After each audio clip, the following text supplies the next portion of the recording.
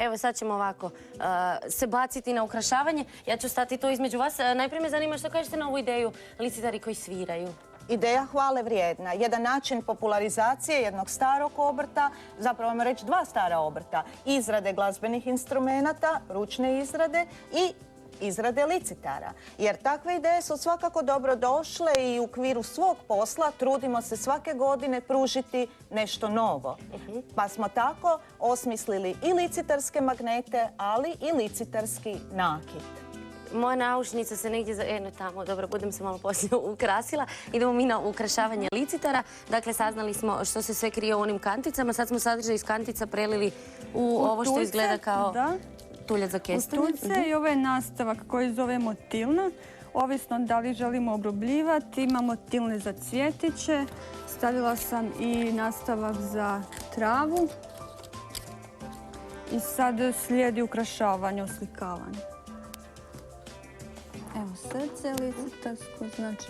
To je čisto vlastiti odabir, kao sad ćemo malo travice staviti, pa malo zvijezdice. Ovo je inače klasično licitarsko srce, tradicijsko. Joj, kako imate mirnu ruku. Dobro? I sad travica. Aha, znači na tradicijskom je uvijek travica? Da, travica i ogledalce u sredini, 3 cvjetića. Cvjetića, pamtimo sve. I rub. Rub je bijel. Da, rub je bijel, to zovemo vinjeta, obrub. Jedan na srcu. I sad 3 cvjetića. Da vidimo te cvjetiće.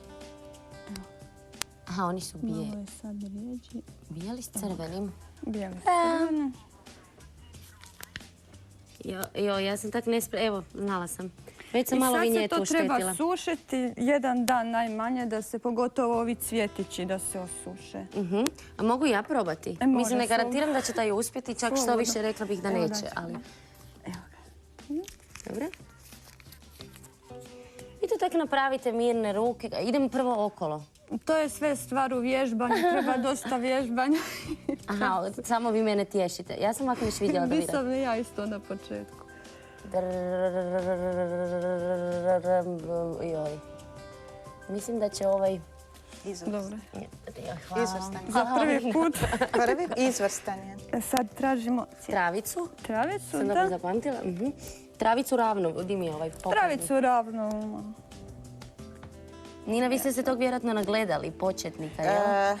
Koliko redova ide? Koliko redova? Još? Po želji. Ajde, travo rasti. Evo ga.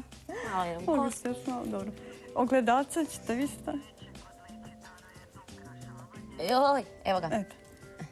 Tu se najviše vidi koliki je umjetnik u duši kod ukrašavanja ili se to već vidi i kod tijesta i kod tunkanja?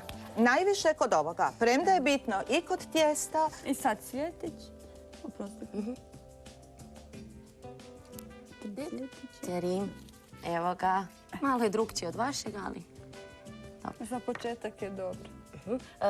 Vi onda dajete svima da budu majstori svog licitara? Svi moraju naučiti sve, samo što se slikanje, samo cifranje uči 2 do 3 godine. Dobro. Ne može prije toga. Postoje, dakle, razni onda načini cifranja, izražavanja, oslikavanja. Dapače, potičemo inventivnost, ideje, sve je to dobro došlo. Kakvi su to različiti motivi koje susrećemo, odnosno što se sve na vašim licitarima pojavljuje?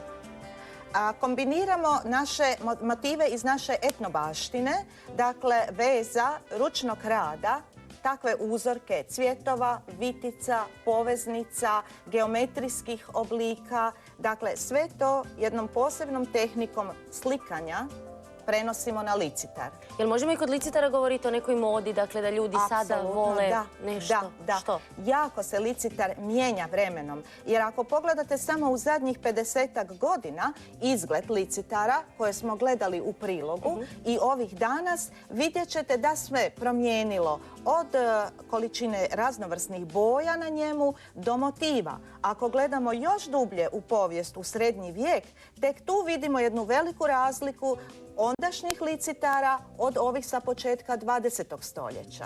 Dakle, kao suvenir, kao predmet, apsolutno voli modu i njoj je podložen. Prilagođava se, pomodan je. Tako je. Kalupi su stvarno različiti. Mislim, ne mogu... Možda, je li ovo teško? Mogu ja to dići? ovo srce, recimo, fascinantne razlika između srca nekad i srca danas. A nije teško, dobro. Taj dio mi se činio najteži. Koje su još razlike u izradi? Vidite, nekad su se radili veliki licitari, velike bebe, konji, velika srca. Danas više je u modi mali, sitni licitar i ljudi ga žele, na primjer, okititi jelku kakav aranžmančić. Ali, kao poklon, kao znak ne samo ljubavi, nego privrženosti i poštovanja, ipak se traži još uvijek ovaj malo veći oblik i najviše srce. Stari, oni prvi kalupi su bili znatno drugčiji. Drugačiji, da. Kakvi? To su bili drveni kalupi. I tako se radilo u srednjem vijeku. Oni su bili izrezbareni i tijesto se tiskalo kao prešalo. Evo vidimo kako je to izgledalo. Evo vidimo kako jedan gospodin obrtnik izrađuje takav drveni kalup. Konj, jasno, u negativu kad se stisne u tijesto da bi ostao otisak u pozitivu. U srednjem se vijeku, čak zbog štednje materijala, kalup iskorištavao i s jedne i druge strane. Tako da ste vi imali jedan kalup. Na jednoj strani je, na primjer, bio konj, a na drugoj strani istog kalupa možda biljni motivi, vitice, cvjetovi. Evo vidimo način ukrašavanja nekad i danas. Nekad se licitar vezao uz sajmove, uz neke pučke veselice, pučke sajmove. Kakav je danas običaj?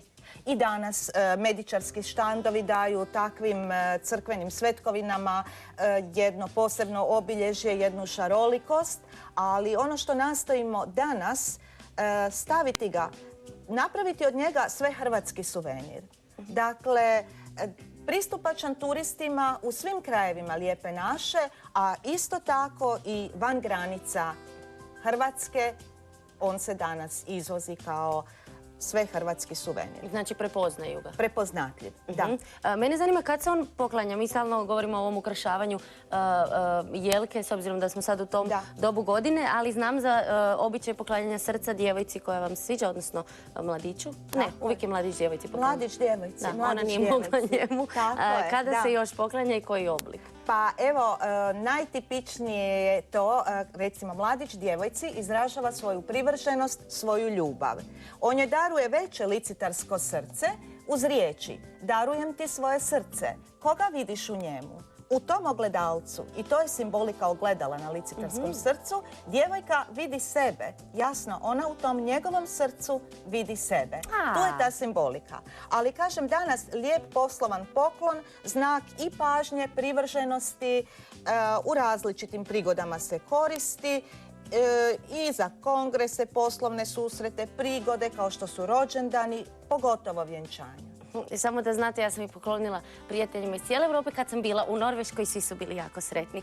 I za kraj, što biste poručili onima koji će se možda uhvatiti u koštac sa izradom licitara? Nikako ne odustati, biti uporan, biti strpljiv, tako je kod svakoga obrta, kod svakoga posla.